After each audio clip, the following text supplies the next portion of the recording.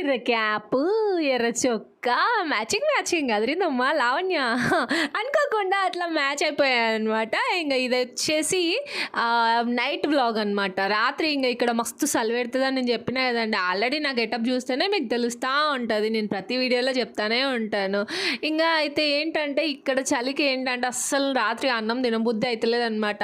పొద్దునట్లా కూడా నేను టిఫిన్ చేస్తాను అనుకోండి. మధ్యాహ్నం అయితే రైసే తింటాము. చపాతీ చాలా తక్కువ. ఎప్పుడైనా పప్పు లాంటివి అట్లా కర్రీస్ వండినప్పుడు మాత్రమే చపాతీ చేస్తాను. ఇంకా లేదంటే ఓన్లీ డైరెక్ట్ అన్నమే తినేస్తాం అనమాట. ఇక నైట్ కూడా అన్నం తినాలంటే అస్సలు తినబుద్ధి అయితే లేదు. చపాతీ కూడా రోజు చపాతీ ఏం తింటామని అనిపించి నేనైతే దోసల పిండి ఉండే అనమాట. ఎప్పుడు దోసల పిండి అయితే నేను పెట్టుకుంటాను. ఎందుకు అని అంటే మనకి కావాల్సినప్పుడు పిండి పులియదు. ఒక రోజులో పిండి పులియదు కదా ఇక్కడ. ఈ చలికి అస్సలే పులియదు అనమాట.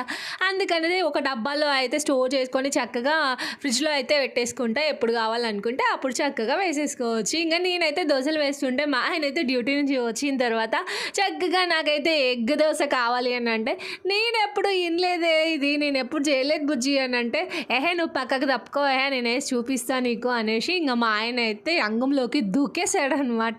సో చూస్తున్నారు కదా, చక్కగా ఉల్లిగడ్డలు కొత్తిమీర అన్నీ వేసేసి ఫస్ట్ దోశ బ్యాటర్ వేసుకొని దాని మీద ఎగ్నైతే కొట్టి పోసారనమాట. నిజంగా అంటే నాకైతే నచ్చదు టేస్ట్. ఇది ఎలా ఉందో నేను కనీసం టేస్ట్ కూడా చూడలేదనమాట. నాకైతే నచ్చదు. మా ఆయన ఒక్కటైతే వేసేసుకున్నారు ఆయన కోసం అని. ఇంకా మిగతావి నేను దోశలు వేస్తే చక్కగా ఇంకా దోశలతో పాటు దీన్ని కూడా తినేసారనమాట. ఇంతకీ మీరు ఎప్పుడైనా ఎగ్ దోశ ట్రై చేశారా మీ ఇంట్లో? సో ట్రై చేస్తే కనుక తప్పకుండా నాకు కామెంట్ బాక్స్లో కామెంట్ చేయండి. వీడియో అయితే ఇదే అనమాట. మార్నింగ్ వండిన ఆలు కర్రీ ఉండే, ఇంకా దాంతో లాగిన్ చేస్తున్నాను అనమాట నేనైతే.